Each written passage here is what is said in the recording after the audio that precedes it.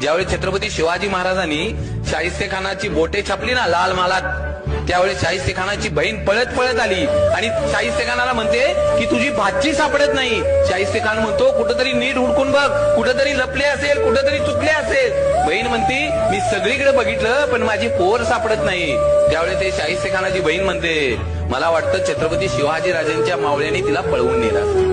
आणि तो शाहिस्तेखान म्हणतो छत्रपती शिवाजी महाराजांचे मावळे काही करू शकतात परंतु कुठल्याही आया बहिणीच्या पदराला हात लावू शकत नाही.